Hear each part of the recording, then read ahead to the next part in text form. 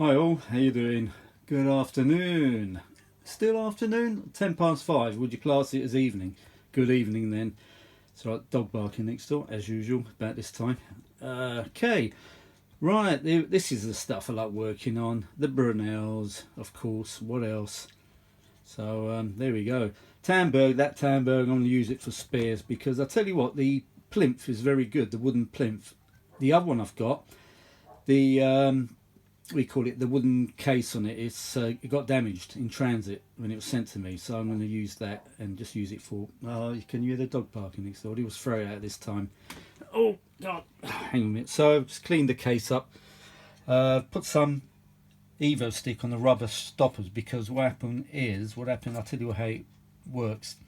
The deck sits on top of that because there's got to be a bit of clearance for air, you see, and then you got the top cover. There's another cover on top of the main deck. They call it the screen, something like that. It's the top part of the deck. Oh, this dog's going to bark now, put me off now. Anyway, yeah, so here's the rectifier. That Hunt's filter cap, it looks alright. I'm not going to change it because it's working. Alright, it'll probably just reform itself, after some use, but it was working fine last time I used it. And that's the EZ80 valve, rectifier valve. I'm not touching it. If I touch it and try to clean it, you know what happens? All the writing comes off. Even if you wipe it with a rag, I've noticed that before, and all the lettering comes off, so I'm leaving it as is. Oh, here we go. Why did it put it out this time at night? Oh, maybe to do its business and that. Oh, God. Anyway, got a bit of help from my friends today. With a little help from my friends.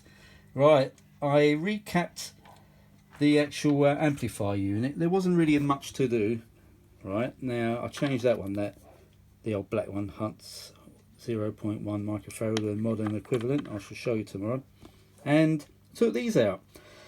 Now these are coupling caps. I mean, they'll go into the bases of the valves, and I weren't sure what they were, whether they're ordinary caps or electrolytics, because these are moulded plastic and it's got a red dot on top like that. So I thought straight away they're electrolytics. And then there's a band. Can you see that little band on top? Right. So I've asked a few people in Graham's group, and Andy and George, Christophe, asked them all, and everybody confirmed the electrolytics. And I was really happy about it because I already installed the other ones. So the modern ones. So thank God for that. So thanks everyone. Thanks for all your help. It's good to have a little group of people. You can all help each other out when you get stuck. So this one's a 4 microfarad. I've got a nice modern equivalent for that. 150 volt. I've got 161. And these are just 50 microfarad, 12 volts. I put 25 in. There's another one there, another 50 volt. You can see it. Got some Beatles playing in the background as always. Hope you can't hear it. Otherwise YouTube will hear it. And that's it really. So that's all I really changed. There's nothing really else in the circuit there. I mean, there is another big moulded cap. It looks fine to me. It looks absolutely fine. There's one here that's cracking, and they were reading bad. This was reading not even close to 50 microfarad. It was reading 0.00038. My God. See that crack? There's a crack there. I don't know if you can see that. Just there. So it's starting to crack already, so no, I don't know. Anyway, if you see capacitors like this, alright, with a red dot on top and a moulded plastic with a little tiny little ridge around it, these are guaranteed electrolytics, even though they look really odd because most electrolytics, the metal around it is wider, and I mean, it's just weird. I've never seen any like this before in any Brenells. So this must be an old machine, or they've used some really old stock capacitors. I mean, these look like they come from the 50s. Never seen any like this before, electrolytics. No. I've been looking on Google as well, and they don't show these ones. Weird. And they are Hunts, believe you me. You can see them. No. I like to call them something else actually. Just substitute the H for a C. Yeah, I'm not going to say the word. That's what a lot of people say. Oh, you're going to change those Hunts. 4 microfarad, 150. There we are. So there we go. Right, these are electrolytic capacitors. So if you come across these, that's what they are.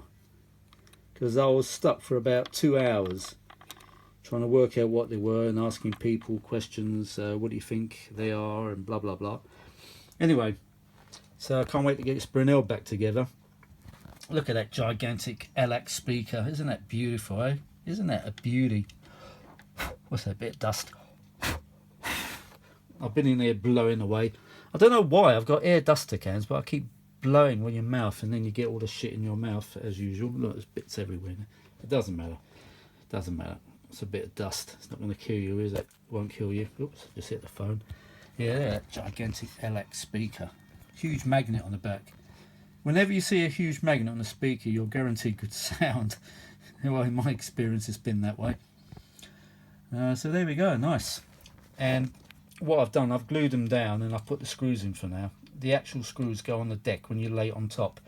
But what I've done, I've glued these stoppers down, because all the Brenells I've ever worked on, if you leave the stoppers on top, just leave them in place, when you go to put the deck on it, they always fall in and they fall off. Or you can't get the screws lined up. So what I've done, I've glued it in position and put the screws in so it's perfectly lined up when I take the screws out. Good idea, right? Yeah.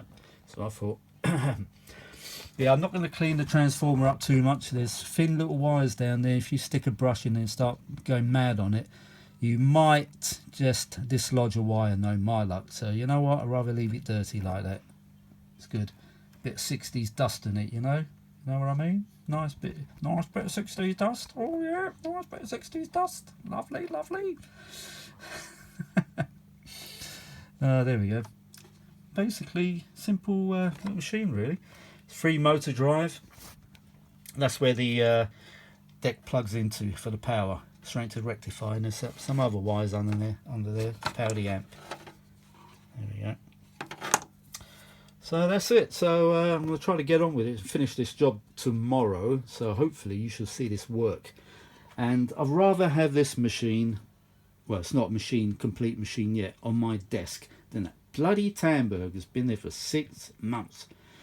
But I'm on the lookout for another Series 12, if I find one, or if anyone's got a transformer, a 286, that's the model number, the transformer, because it needs to have the 3 windings I need. If anyone's got one and you don't want it, please send it to me and I'll pay postage, whatever, or a fee for it, whatever you want. Because I'm dying to try the other machine with another transformer, because I'm not getting any DC voltage going to the amplifier circuitry, none. And that joystick as well, if you've got a spare joystick assembly, I wouldn't mind that too, because mine's bent badly. And I tried to straighten that, but it's really hard. And it's getting jammed, and the mechanism's jamming, and it's not operating the rewind now. It did at first. It started operating the rewind, fast forward, even that stopped working now, because that joystick's got to be in exactly the right position to operate the little switch, micro switch underneath.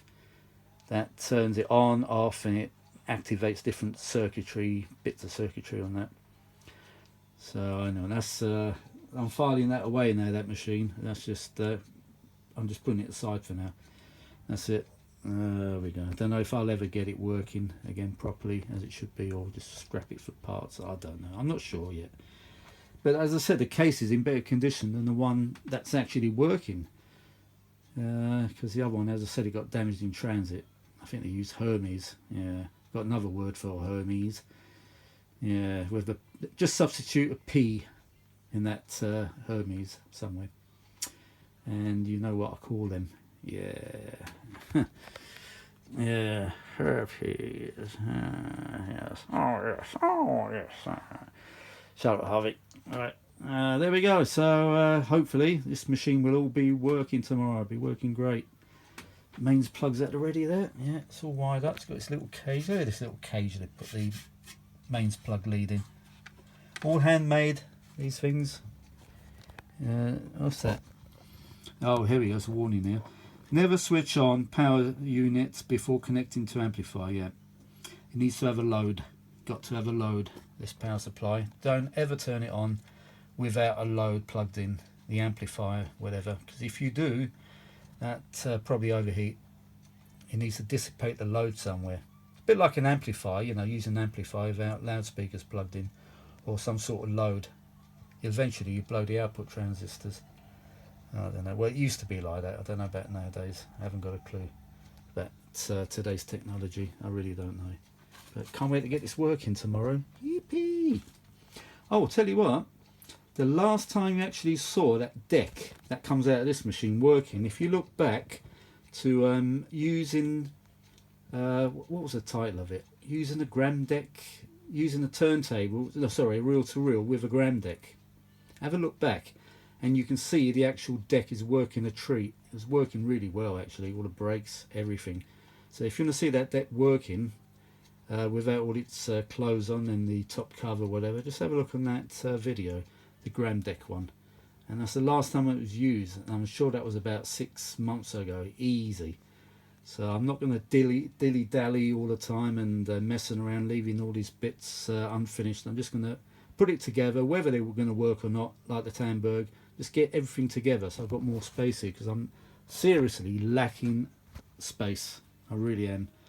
I need to sell the house and get out and buy a 4-bedroom house with an outbuilding, proper heated outbuilding, not a shed. Talking about proper outbuilding with heating, whatever. Even a toilet would be great. Probably spend all my life in there actually. Probably won't even use the house much.